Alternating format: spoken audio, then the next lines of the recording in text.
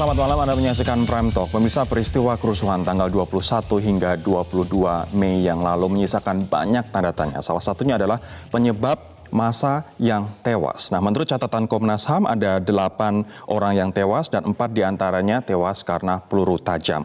Padahal polisi dalam beberapa kesempatan dan juga beberapa hari sebelum tanggal 21 Mei menegaskan bahwa prajurit mereka atau pasukan mereka tidak dibekali dengan peluru tajam. Nah, kemudian siapa yang melakukan penembakan tersebut dan apa motifnya? Inilah yang akan kita bahas pada malam hari ini di Prime Talk Tajam Mendalam.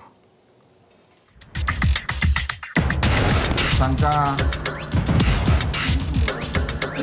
AK ya, tersangka AZ, tersangka IF, tersangka PJ, ini tersangka AD, ya AF alias Vivi. Mendapat informasi bahwa akan ada rencana pada saat aksi tanggal 22 yang akan melakukan aksi penembakan dan kemudian diciptakan martir. Kita tidak akan memberikan ruang untuk perusuh-perusuh yang akan merusak negara kita.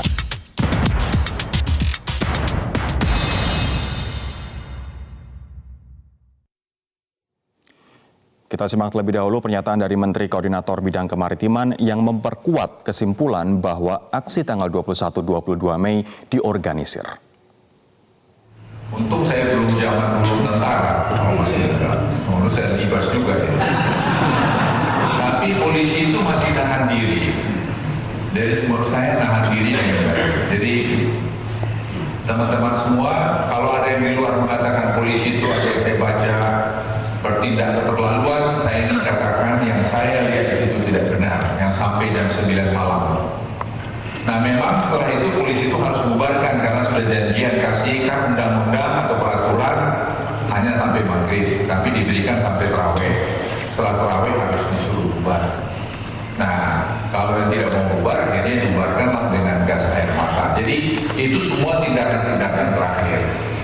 Pemirsa, polisi mengatakan bahwa aksi 21-22 Mei sudah diskenario, sudah direncanakan dan saat ini mereka sedang menyelidiki dan juga menginvestigasi penyebab tewasnya 8 pelaku aksi massa tersebut. Nah, beberapa hari menjelang tanggal 21 Mei yang lalu, polisi menegaskan bahwa mereka tidak akan membekali pasukannya dengan peluru tajam, melainkan hanya peluru karet, water cannon, gas air mata, dan juga water bombing. Nah, polisi juga menyatakan bahwa ada skenario martir, ini artinya ada yang berperan sebagai penembak jitu, ada kemudian pihak-pihak yang dikorbankan sehingga seolah-olah polisi bertindak represif menggunakan peluru tajam di sana. Itu adalah tujuannya dan itu adalah hal yang disampaikan oleh kepolisian. Nah, sementara pengamat politik Profesor Hermawan Sulistyo, apabila kita melihat datanya berikut ini, pemirsa, mengatakan bahwa pelaku penembakan mustahil dilakukan oleh polisi. Hermawan Sulistyo mengatakan bahwa para korban ditembak dengan single bullet dan semua terkena di bagian leher dan juga dada. Nah, ini adalah di titik yang sama, leher dan dada. Nah, menurut Hermawan, kalau polisi menembaknya akan random dan bukan single bullet di leher ataupun di dada. Ia juga menduga bahwa jenis pistol yang digunakan adalah jenis Glock yang biasa dipakai perwira, termasuk mereka yang levelnya adalah jenderal. Kedua, menurut Hermawan, tidak jelasnya siapa yang membawa korban ke rumah sakit. Ini menjadi penting menurut Hermawan dikarenakan tidak jelas di mana lokasi penembakan tersebut terjadi apabila orang yang mengirim atau mengantarkan mayat ataupun yang tewas ke rumah sakit saja tidak diketahui. Nah, tidak hanya polisi, pemirsa, dalam konversinya Menko Polhukam Wiranto mengatakan bahwa polisi tidak dibekali dengan peluru tajam. Sementara itu, mantan Danjen Kopassus, mungkin Anda juga sudah mengikuti informasi ini, Sunarko ditetapkan menjadi tersangka terkait dengan kepemilikan senjata secara ilegal. Nah, diduga kuat senjata ilegal tersebut sejatinya akan digunakan pada kerusuhan 21-22 Mei yang lalu. Nah, video Sunarko pun juga sempat viral di media sosial dan juga grup WhatsApp yang mengatakan bahwa pada tanggal 22 Mei gedung KPU dan juga istana akan tutup. Jumlah massa yang besar di istana dan KPU akan membuat polisi kebingungan. Nah, Sunarko kini ditahan di rutan militer Guntur. Nah, polisi juga telah menangkap 6 orang tersangka pemirsa kaitannya dengan rencana pembunuhan terhadap 4 pejabat publik, 4 tokoh nasional, dan juga 1 kepala dari lembaga survei. Mereka adalah HK yang merupakan pimpinan atau ketua dari kelompok ini. Selain dia sebagai koordinator, eksekutor, dia juga mencari eksekutor. Sementara AZ dan IR adalah eksekutor. IR ini ditugaskan untuk membunuh si kepala lembaga survei tersebut. AD sementara dan juga AF adalah penjual atau pemasok senjata tersebut. Nah, saat ini pun yang ditarget menurut kepolisian adalah 4 tokoh tadi, yang salah satunya adalah Lut Binsar Panjaitan, kemudian Wiranto, kemudian Budi Gunawan, dan juga Goris Mere, dan 1 kepala dari lembaga survei yang polisi belum mau mengungkap siapa identitasnya. Nah, kecurigaan kerusuhan Mei yang diskenario juga muncul dari penyitaan oleh polisi, pemirsa, sebuah mobil ambulans yang berlogo partai politik dan juga sebuah ormas. Isinya bukan peralatan medis layaknya ambulans begitu, namun melainkan batu dan juga peralatan benda tumpul yang diduga untuk memberikan amunisi bagi massa untuk berbuat kerusuhan. Ada juga amplop yang berisi uang yang diduga untuk sebagai semacam ransom gitu atau biaya operasional untuk massa. Nah, ada juga rekaman CCTV di Bali Tower yang viral di media sosial dan juga WhatsApp group yang menunjukkan bahwa ambulan mengangkut massa. Anda bayangkan ambulans untuk mengangkut massa dan juga menurunkannya di daerah Menteng pada Rabu dini hari sekitar pukul 1 dini hari waktu Indonesia Barat di tanggal 22 Mei. Nah, polisi saat ini masih menyelidiki apakah ambulans yang membawa massa tersebut sama dengan ambulans yang membawa batu dan peralatan benda-benda tumpul. Sekali lagi, Polri menegaskan pemirsa bahwa ada skenario martir dan juga orang yang sengaja dikorbankan, dan juga ada skenario untuk di situ ada sniper membuat martir ini kemudian meninggal dikarenakan peluru tajam dan seolah-olah menciptakan kesan bahwa yang melakukan ini adalah kepolisian. Itu disampaikan oleh Jenderal Polisi Tito Karnavian. Nah, pertanyaannya kemudian, betulkah skenario martir ini dan apakah 8 massa yang tewas tersebut adalah bagian dari rencana martir ini? Kita akan membahasnya dengan sejumlah narasumber. Di studio sudah ada 2 orang yang hadir. Pemirsa, ada Mas Reza Indragiri Amril, pakar psikologi forensik. Mas Reza, selamat malam, apa kabar? Alhamdulillah, Mas Rory. Ada juga Bang Taufikul Hadi, anggota Komisi 3 DPR RI dari fraksi Nasdem. Bang Taufik, selamat malam. Selamat malam juga. Saya juga akan menyapa, Waalaikumsalam. Saya juga akan menyapa Bang Ali Mohtar Ngabalin, Deputi Tenaga Ahli Utama Kantor Staf Kepresidenan. Bang Ali, selamat malam. Selamat malam, Assalamualaikum Rory. Waalaikumsalam Bang Ali. Taufik, apa kabar? Waalaikumsalam. Saya nanti juga akan menyapa Karopenmas Mabes Polri, Brigjen Pol Dedi Prasetyo yang bergabung bersama kami melalui sambungan telepon. Saya akan ke Mas Reza terlebih dahulu, Mas. Menurut analisa Mas Reza, siapa sebenarnya 8 korban tewas tersebut? Apa di balik tewasnya mereka, Mas?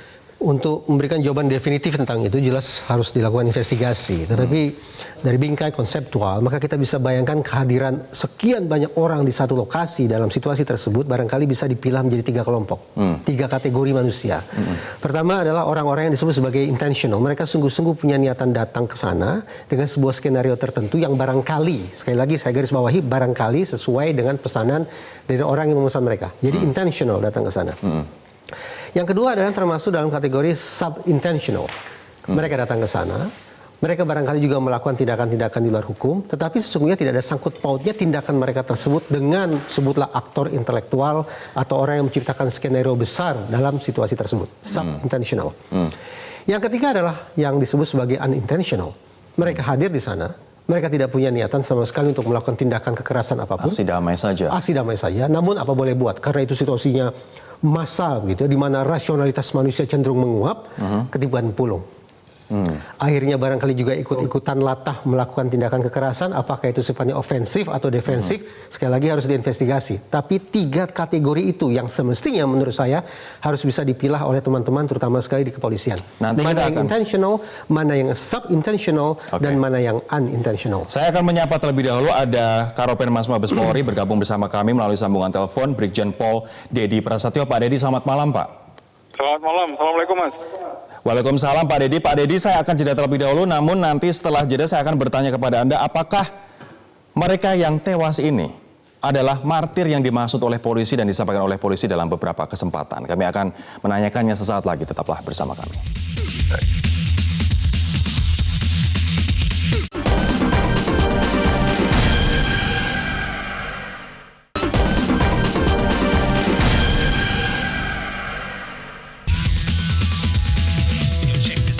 Saya akan ke Pak Dedi terlebih dahulu. Pak Dedi, ada apa sebenarnya di balik kematian 8 orang ini, Pak? Dari 8 orang ya yang meninggal dunia ini, penyidik dalam hal ini terus melakukan pendalaman, khususnya menyangkut masalah lokus dan tempus delicti, di mana orang-orang tersebut diketemukan. Yang kedua, Pak Kapolri sudah membentuk tim investigasi bersama. Tim investigasi bersama ini terdiri dari dipimpin langsung oleh Pak Irwasum, kemudian di dalamnya ada Kadif Propam, kemudian ada dari unsur Bareskrim, unsur Divkum, kemudian ada unsur dari Polda Metro sendiri, kemudian ada dari Laboratorium Forensik, dari Inavis, dan dari Pusdokes. Dari Pusdokes keterangan yang didapat bahwa dari 8 orang tersebut yang ada hasil otopsinya itu kalau saya tidak salah kemarin 3. Dan yang 5 itu diambil oleh pihak keluarga tanpa atau belum diotopsi. Artinya bahwa ini butuh proses pembuktian secara ilmiah. Pak Dedi, artinya yang 5, mohon maaf Pak Dedi, artinya yang 5 diambil keluarga, belum diotopsi, sementara yang 3 hasil otopsi mengatakan seperti apa, Pak? Nanti hasil otopsi nanti dari tim investigasi bersama yang akan mendalami dan akan menyampaikan ke publik. Termasuk, ya nanti akan disampaikan secara komprehensifnya begini, Mas. Masih dilakukan uji balistik. Ya, apabila diketemukan proyektil yang ada di dalam tubuh yang meninggal dunia tersebut. Baik. Ya. Kemudian nanti akan dari hasil uji balistik tersebut akan diketahui kaliber pelurunya ini kaliber berapa, misalnya 5,56. Kemudian alurnya itu ke kanan atau ke kiri. Nah, kemudian baru ditentukan jenis senjata apa yang digunakan. Ini perlu dicatat bahwa penyidik sudah melakukan penangkapan terhadap kelompok 2 yang disebut. Kelompok 2 ini kelompok yang 6 orang itu, Mas. Yang di mana HK sebagai boleh dikatakan ya koordinator lapangan lah. Baik, atau komandan dan tim lapangannya lah. Pak Dedi, ini polisi Pak Tito kemudian Anda berkali-kali mengatakan ada skenario martir. Apakah 8 orang yang meninggal ini adalah termasuk dalam skenario martir itu? Diduga seperti itu. Tapi bisa nanti akan dibuktikan dari hasil proses penyidikan. Ya, karena satu pelaku eksekutor atas nama TJ dengan membawa 2 senjata api. 1 senjata api laras panjang dan 1 senjata api laras pendek. Nah, itu akan dilakukan uji balistik juga. Karena TJ ditangkap tanggal 24. Jadi pasca kejadian kerusuhan ya tanggal 21 dan tanggal 22. Begitu, Mas. Pak Dedi, artinya masa yang datang ke sana, tadi ada 3 kategori menurut Mas Reza. Mereka yang benar-benar intentional, unintentional, atau sub-intentional begitu. Masa yang datang ke sana tidak tahu sebenarnya kalau mereka dimartirkan. Ya, ini kita harus membedakan pendemo dan perusuh. Nah, mereka itu perusuh yang melakukan tindakan-tindakan secara destruktif. Pengerusakan, pembakaran, penyerangan, dan lain sebagainya. Jadi kelompok-kelompok itu memang salah satunya selain perusuh ya memang ada massa cair yang ikut-ikutan ya, tadi disampaikan itu. Nah, tidak mungkin ada massa cair yang ikut-ikutan dijadikan martir. Ya, di tengah-tengah para perusuh itu, Mas. Begitu. Bisa jadi yang ikut-ikutan dijadikan martir dan mereka tidak tahu kalau mereka dijadikan martir oleh pihak-pihak ini, Pak. Betul, di tengah-tengah perusuh ya. Perusuh memang disetting dia melakukan kerusuhan. Dan massa cair itu bisa ikut-ikutan karena terprovokasi oleh para perusuh tersebut, begitu, Mas. Terakhir ke Anda, Pak Dedi, Anda ada acara lain setelah ini. Apa tujuannya kemudian martir ini? Kemudian misalnya menembak dengan menggunakan sniper, begitu senarionya, kepada orang yang ikut-ikutan dan ternyata kehilangan nyawa. Apa tujuan besarnya? Tujuan besarnya akan terjadi kerusuhan secara masif dan akan menyalahkan aparat keamanan. Ya, itu tujuan besar setting daripada kelompok mereka. ya akhirnya terjadi suatu kerusuhan bukan hanya di satu lokasi, di beberapa titik bisa terjadi seperti kerusuhan di berbagai wilayah di Jakarta, Mas. Ini adalah setting dari skenario kelompok tersebut. Baik, Pak Deddy, terima kasih. Dan ini juga banyak pendapat yang mengatakan bahwa Indonesia ingin disuriahkan, ingin dimesirkan, dan menurut beberapa pengamat tersebut juga itulah yang terjadi kemarin di tanggal 21 hingga tanggal 22 Mei. Pak Deddy, sekali lagi terima kasih Karopenmas Mabes Polri. Saya akan ke Pak Taufikul Hadi, sebelum nanti saya akan ke Bang Ali. Menurut Anda ada apa di balik kematian orang-orang tersebut, Mas Taufik? Itu harus diungkapkan oleh polisi ya. Karena saya ini adalah politisi, jadi berbeda tupoksinya, ya dalam konteks itu, dan harus diungkapkan oleh para akademisi. Apa yang dilakukan Komisi 3 untuk agar polisi tetap? Nah itu barangkali yang bisa saya jawab ya. Saya menganggap apa yang dilakukan oleh polisi sejauh ini sudah tepat di dalam masa tersebut, yaitu pada 22 Mei kemarin itu. Jadi itulah menunjukkan hadirnya negara. Jadi bayangkan kalau tidak ada polisi, itu di kawasan ekonomi di Jakarta itu akan berantakan menurut saya. Karena itu polisi sudah dengan hadirnya polisi tepat, walaupun mereka dituding represif oleh sejumlah pihak. Itu persoalan represif itu adalah cara pandang saja. Kalau misalnya ada pihak yang merasa itu adalah gagal rencananya, itu akan mengatakan itu represif. Tetapi kalau misalnya rakyat Indonesia ya yang tidak terlibat sama sekali, itu adalah menganggap sesuatu hal yang baik. Para pelaku ekonomi di kawasan tersebut itu adalah merasa itu adalah baik. Itu dan perspektif. Aksi kemarin gagal. Menurut saya aksi tersebut gagal ya. Dan karena hadirnya adalah penegak hukum, hadirnya negara di sana. Jadi ini yang paling penting. Jadi saya berharap dia akan datang, tidak boleh ragu-ragu lagi. Kalau memang ada rencana seperti itu, apalagi anatomi tentang perusuh tersebut, gerakan tersebut sekarang sudah diketahui oleh polisi. Baik. Jadi menurut saya untuk yang akan datang, kalau ada gerakan seperti itu lagi, tetap seperti ini sama saja. Karena itu menurut saya ada polisi yang ragu-ragu. Saya akan ke Bang Ali nanti. Setelah jeda Bang Ali, saya akan tanyakan tadi Pak Deddy, Karopenmas mengatakan bahwa ya ada kemungkinan bahwa 8 orang ini adalah martir atau orang yang dimartirkan oleh pihak-pihak yang tidak bertanggung jawab. Saya ingin minta komentar Anda terkait dengan 8 orang ini. Sesaat lagi tetaplah bersama kami di Prime Talk.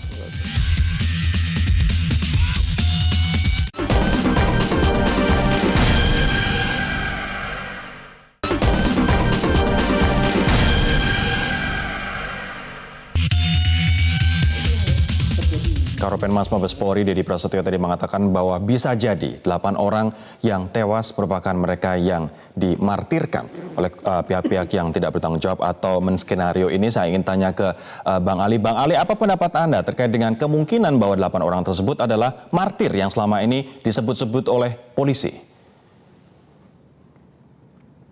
Ya, Rory, ini kan berbagai cara dilakukan oleh manusia-manusia perusuh. Ini kan paling tidak ada 3 komponen penting. Yang pertama itu adalah berdasarkan keterangan dari para eksekutor kepada polisi, kepada penyidik. Yang kedua adalah provokator-provokator. Dan yang ketiga itu adalah aktor intelektual. Kan sejak awal sudah ada ganti presiden 2019. Jadi sistem pemerintahan kita, sistem presidensil, itu mau diganti dengan sistem khilafah dan lain-lain sebagainya. Ini artinya adalah sebuah penyesatan kepada sesat dan menyesatkan kepada publik tanah air. Sudah ditahu itu. Mendekati masa-masa kampanye, ada lagi pernyataan-pernyataan itu keluar dari mulut Prabowo Subianto dan beberapa provokator-provokator yang lain. Baik itu Amin Rais, baik itu si Fadli Zon, Tengku Zulkarnain dan lain-lain sebagainya. Terkait dengan apa? Menolak dan diskualifikasi calon 01. Kemudian people power untuk mempercepat pelantikan Prabowo dan menjatuhkan pemerintahan yang sah. Semua, iya, ini ada korelasi, Ruri. Anak SD kelas 6 pun mengerti bahwa ada memang tokoh-tokoh ini adalah orang-orang yang sejak awal telah menolak sebuah sistem demokrasi yang sudah dibangun, ada proses pemilu yang sedang berjalan. Jadi kalau hari ini 8 orang itu dijadikan martir, saya percaya seyakin-yakinnya memang mereka mau meruntuhkan republik ini dan menjatuhkan sebuah pemerintahan yang sah. Karena itu memang kita bersyukur kepada Allah Subhanahu wa taala bahwa bapak-bapak kepolisian negara kita, Pak Kapolri, kemudian dengan Bapak Kapolda, dengan lain-lain semua. Begitu hebatnya polisi itu dibantai, dilipat-lipat di tengah jalan, tapi mereka dengan teduh, dengan tenang menghadapi para perusuh itu, karena polisi sudah tahu skenario ini, gitu loh. Kalau polisi sudah tahu skenario ini, polisi juga sudah memetakan siapa sebenarnya aktor intelektual. Tapi kalau menurut Anda, yang Anda juga mengikuti perkembangan politik, Anda dari istana, Anda juga berada di camp Prabowo di tahun 2014 dan sekarang berada di camp Jokowi, siapa yang paling bertanggung jawab atas aksi ini menurut Anda, Bang Ali? Yang pertama, para itu, provokator-provokator itu, saya berulang-ulang bilang, Amin Rais, Fadli Zon in the gang, Tengku Zulkarnain, ini manusia-manusia ini, termasuk Prabowo loh. Termasuk Prabowo berkali-kali berpidato tentang menolak hasil KPU, menolak dan menempuh jalur di jalan. Ini mereka-mereka yang harus diperiksa, ditangkap, harus segera ditangkap. Karena ini adalah merusak sistem dan tatanan, kemudian membohongi publik. Mereka membohongi publik, membuat sebuah informasi yang sesat dan menyesatkan. Karena itu, masyarakat seluruh Indonesia harus memberikan dukungan kuat, full, penuh kepada kepolisian negara untuk dan atas nama keselamatan bangsa dan negara dan rakyat Indonesia. Orang-orang ini harus diperiksa, diproses. Mohon tahan dulu, saya ke Bang Reza sekarang. Baik, saya akan ke Bang Reza. Bang Reza, apakah Anda melihat memang, tadi Pak Dede mengatakan kemungkinan mereka adalah martir. Apakah Anda melihat bahwa ini memang 8 orang ini ibaratnya dikorbankan, dimartirkan untuk menciptakan kesan bahwa polisi represif menggunakan peluru tajam sehingga muncul kemarahan yang luar biasa dari publik? Pertama saya harus luruskan dulu, kalimat terakhir dari Mas Rory harus saya luruskan. Artinya ketika teman-teman di kepolisian menggunakan kekerasan, bahkan kekerasan yang berefek mematikan sekalipun, itu tidak serta-merta bisa kita katakan polisi salah. Kekerasan merupakan salah satu instrumen yang bisa digunakan oleh polisi. Mungkin artinya bisa digunakan apabila situasinya mengharuskan untuk itu. Asalkan bagi saya ada 3 parameternya. Tindakan kekerasan itu tidak eksesif, dilakukan secara spesifik dengan sasaran yang jelas berarti, dan yang ketiga haruslah terbuka untuk sebuah pemeriksaan andaikan ada pertanyaan atau skeptisisme. Kalau kemarin polisi sudah seharusnya represif atau tidak, Mas Reza? Saya tidak berada di lapangan. Jadi saya tidak tahu persis berapa takaran polisi yang kemudian untuk memutuskan menggunakan cara 1, cara 2, cara 3 dan seterusnya. Informasi yang saya peroleh sebatas tayangan visual dari media. Tapi ada pembakaran asrama Brimob, kemudian pembakaran fasilitas. Ya, saya ingin katakan begini, Mas Rory. Saya teringat bahwa Profesor Tito Karnavian kan memperkenalkan sebuah filosofi yang disebut sebagai perpolisian demokratis. Dalam konteks itu, kerja polisi harus memenuhi 3 kriteria. Pertama, dia harus memastikan bahwa masyarakat umum dan teman-teman di kepolisian taat pada hukum. Yang kedua, memastikan terjadi penghormatan menjunjung tinggi terhadap hak asasi manusia. Dan yang ketiga, sekali lagi, harus memastikan bahwa ketika muncul pertanyaan dari publik terkait dengan persoalan akuntabilitas kerja kepolisian, maka itu harus terbuka untuk pemeriksaan. Apakah pemeriksaannya dilakukan sebatas oleh personil internal, oleh lingkup Polri sendiri, ataukah gabungan, itu soal lain. Tetapi yang jelas, 3 hal ini harus terpenuhi. Nah, dengan 3 pijakan tersebut, maka sudah barang tentu, saya bayangkan bahwa teman-teman di kepolisian ketika memutuskan untuk menggunakan cara A, B, C, dan seterusnya, akan mempertimbangkan 3 hal itu. Apakah cara yang saya gunakan ini akan menciptakan keterlibatan, membuat masyarakat patuh hukum, dalam rangka memastikan hak asasi manusia terlindungi, dan apakah siap nantinya untuk diperiksa. Nanti saya akan setelah jeda, Mas, saya akan mendalami apakah Anda juga melihat skenario bahwa 8 orang ini dimartirkan dan akhirnya polisi ibaratnya dikorbankan. Seolah-olah polisi melakukan tindakan dengan menggunakan peluru tajam. Kami akan kembali dan juga ke Mas Taufik nanti sesaat lagi.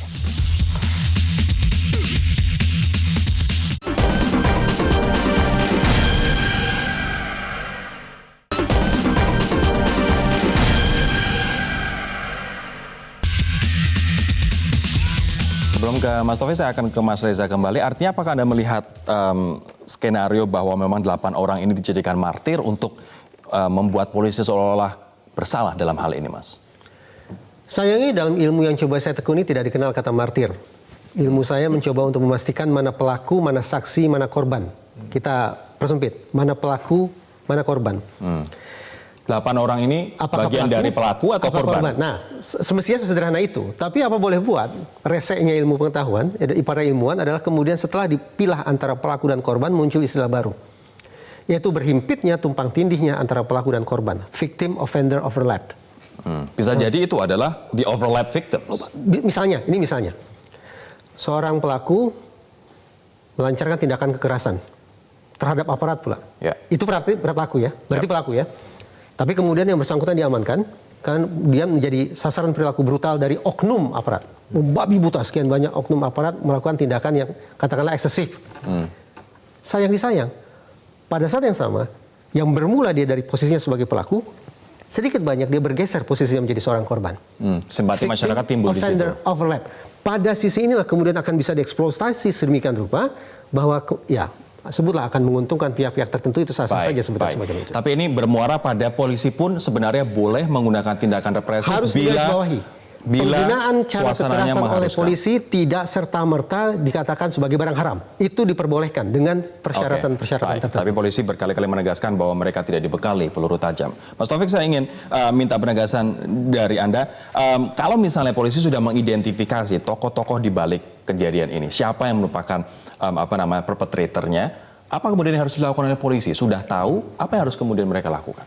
Jadi ini adalah tindakan polisi di dalam konteks sekarang ini adalah berhimpitan dengan persoalan politik. Ya, kalau polisi ini tidak bisa, kemudian dia seperti memperlakukan teroris. Teroris itu boleh itu diambil tindakan sebelum mereka beraksi. Ya, tetapi kalau terhadap kelompok ini tidak bisa. Misalnya saya ini adalah akan merencanakan melakukan kerusuhan. Lantas langsung saya diambil itu di dalam konteks sekarang ini dianggap itu adalah sebuah tindakan yang tidak tepat di dalam konteks demokrasi, dan itu adalah dianggap anti kritik. Padahal KUHP mengatakan bahwa orang yang menyampaikan niatan saja untuk melakukan keonaran atau berbuat makar sudah bisa langsung dikenakan delik. Ya oke, itu satu hal ya kan. Pasti seperti itu sebetulnya. Tetapi di dalam konteks sekarang ini tidak bisa semudah itu polisi melakukan, karena itu mereka saya lihat sangat hati-hati. Saya sudah tahu mereka sudah paham itu tentang anatomi kerusuhan sekarang ini.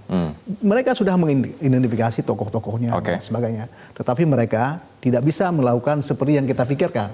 Karena itu tadi saya mengatakan, karena sudah dipahami, ya akan datang, ya kan. Misalnya itu ketika MK memutuskan nanti ada rencana misalnya melakukan pengupungan terhadap MK, ya kan, kemudian yang bikin kerusuhan lagi, saya berharap polisi tidak perlu ragu lagi, ya, mengambil tindakan keras, karena disitulah hadir negara. Oke, ya.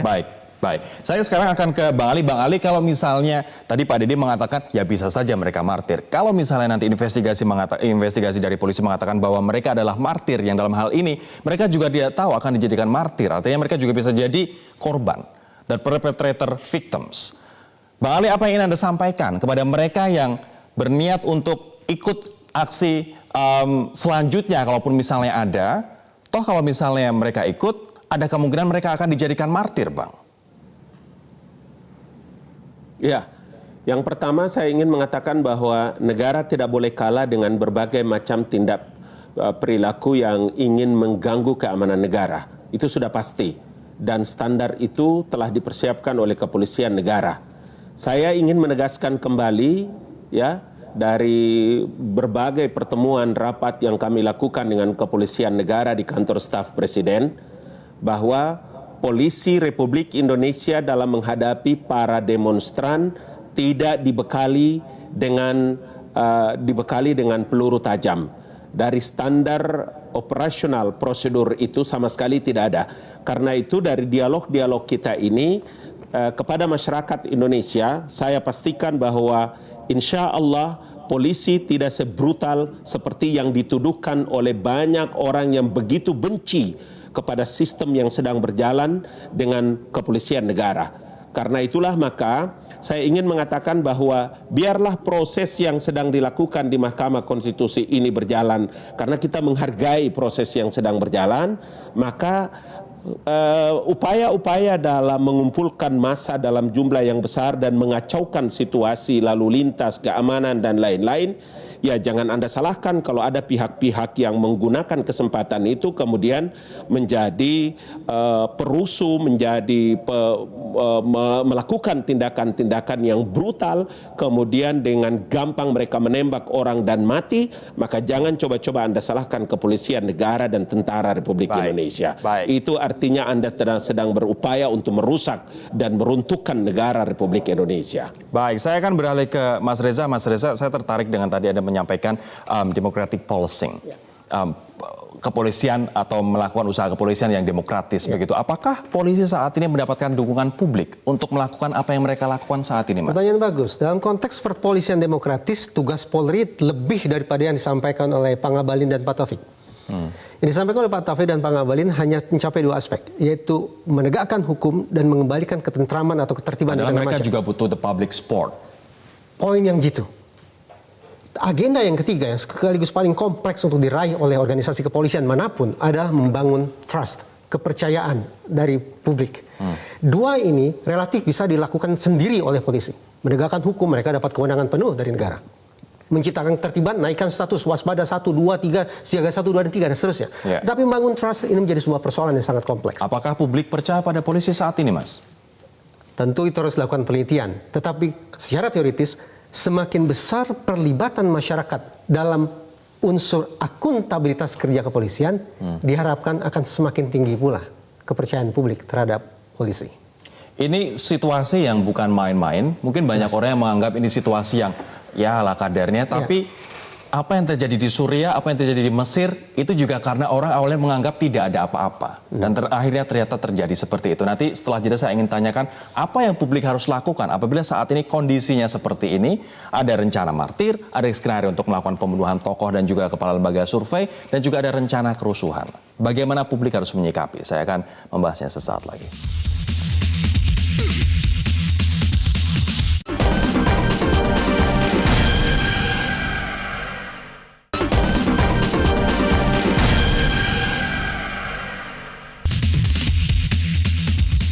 Polisi sudah memetakan aktor intelektual di balik kerusuhan dan juga rencana pembunuhan serta keonaran ini. Dan polisi pun saat ini masih melakukan investigasi untuk bertindak lebih jauh untuk menangkap ataupun mentersangkakan orang-orang tersebut. Tapi Mas Taufik, untuk publik sendiri, di saat polisi juga butuh dukungan publik.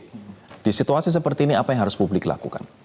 Ya, polisi kami sebagai mitra, ya, sebagai mitra kita mengingatkan selalu, ya, karena polisi nanti akan hadir di dalam berbagai situasi dalam konteks Indonesia, dan di mata masyarakat itu nanti situasi tersebut akan selalu dihubung-hubungkan. Misalnya polisi ini juga adalah diberikan wewenang untuk mengatasi persoalan kejahatan terorisme. Polisi juga dia punya wewenang untuk menangkap koruptor dan sebagainya. Ya. Nah, masalah terorisme ini dalam konteks Indonesia sekarang ini itu adalah selalu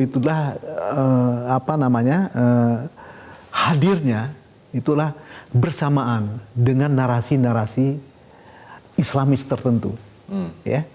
Jadi ada kelompok kemudian menganggap ketika polisi terlalu tegas berjalan dalam polisi dikaitkan dengan agama tertentu. Publik harus seperti apa, Mas? Menurut saya itu harus dilakukan oleh polisi, ya kan, terhadap terorisme. Tetapi ketika polisi di dalam konteks normal lainnya itulah tindakannya dianggap tidak terlalu tepat terhadap masyarakat, seperti misalnya ungkapan ini kalau kita melaporkan kepada polisi, ya kan, kita laporkan ayam ya hilang, kambing dan sebagainya, itu menunjukkan rasa kepercayaan masyarakat kepada polisi belum ada. Nah, karena kita di Komisi 3 selalu mengingatkan itu, karena apa? Tugas polisi itu semakin berat. Baik, saya akan beralih ke Bang Ali. Bang Ali, publik harus ngapain, Bang? publik harus memberikan dukungan penuh, ya. Publik harus memberikan dukungan penuh kepada pemerintah, kepada negara, kepada polisi dan TNI. Masyarakat Indonesia membackup habis polisi dan tentara untuk segera menangkap para provokator, kemudian para intelektual dader yang mempersiapkan itu semua, termasuk para eksekutor-eksekutor yang sekarang sudah ditahan. Dan jangan sekali lagi dengan WhatsApp dan media sosial yang ada itu kemudian masyarakat dibohongi dengan berbagai narasi dan diksi yang membohongi publik Indonesia. Saya ingin mengatakan bahwa semua narasi-narasi yang terkait dengan penistaan agama, penodaan agama, mengkafir-kafirkan orang, mensyirik-syirikkan orang itu. Anda bukan malaikat dari langit jatuh. Anda bukan seorang manusia yang bebas dari dosa dan kekurangan. Baik. Berhentilah Anda menjadi provokator-provokator yang merusak masa depan bangsa dan negara dan rakyat Indonesia. Saya ingin mengatakan bahwa massa dan rakyat Indonesia harus memberikan dukungan penuh kepada kepolisian negara dan Tentara Nasional Indonesia untuk segera mengambil tindakan yang tegas kepada seluruh aktor-aktor di balik dalang-dalang yang membuat kerusukan, para eksekutor, termasuk manusia-manusia yang sejumlah provokator yang saya sebutkan tadi. Jangan Terima kasih, Bang Ali. Untuk kepentingan bangsa dan negara, agama dan kepentingan seluruh rakyat Indonesia. Kita akan backup itu semua. Selamat malam. Selamat malam Bang Ali, terima kasih telah bergabung bersama kami. Terakhir ke Mas Reza. Mas Reza, bagaimana agar polisi mendapat dukungan dari masyarakat sehingga apa yang mereka lakukan terhadap kegiatan yang saya paham. berakhir ke keonaran ini bisa didukung oleh Riset masyarakat? memandu kita untuk sampai pada sebuah pemikiran tentang pertanyaan masyarakat yang mana. Riset menemukan ternyata penilaian terhadap kerja Polri, polisi maksud saya bukan Polri, polisi dipilah menjadi dua kelompok. Masyarakat sebutlah upper class, masyarakat yang berada di atas dan masyarakat yang berada di bawah. Ekspektasi masyarakat yang ada di atas adalah bagaimana polisi bisa semaksimal mungkin mempertahankan status quo. Menciptakan ketertiban, menegakkan hukum dan seterusnya. Narasi yang dikemukakan oleh Pak Ngabalin tadi. Tapi masyarakat yang berada di lapisan bawah ekspektasinya ternyata berbeda. Polisi akan bekerja secara efektif dan masyarakat akan membangun kepercayaan mereka manakala polisi berperilaku santun, sivil, dan menjunjung tinggi hak asasi manusia. Sayang beribu sayang, ini tugas besar yang luar biasa besar, berat bagi polisi, terutama humas, tapi kita dukung mereka. Bagaimana kemudian memunculkan narasi-narasi yang positif, video-video yang bisa mengcounter segala macam bentuk perilaku oknum yang bertebaran di masyarakat. Kalau ekspektasi dua masyarakat ini bisa dicari titik temunya dan direalisasikan oleh polisi, mempertahankan status quo sekaligus menjunjung hak asasi manusia, menghargai harkat martabat manusia pada lapis paling bawah sekalipun, nanti maka dukungan itu akan datang pantas sendiri. kita untuk optimis bahwa dukungan itu akan muncul bagi teman-teman di kepolisian. Spiritnya hanya satu, kita tidak punya pilihan lain kecuali terus-menerus memompa keyakinan bahwa polisi adalah manunggal dengan masyarakat. Baik, terima kasih teman-teman atas waktunya pada malam hari ini. Mas Taufik, Mas Reza, dan juga Bang Ali, terima kasih. Kami juga mengucapkan terima kasih kepada Pak Dedi. Kita tunggu saja seperti apa kemudian investigasi lebih lanjut polisi, terutama terhadap aktor intelektual yang berada di balik keonaran ini. Kami akan kembali pemirsa dengan Headline News nantinya. Saya Rory Asyari undur diri. Terima kasih, sampai jumpa.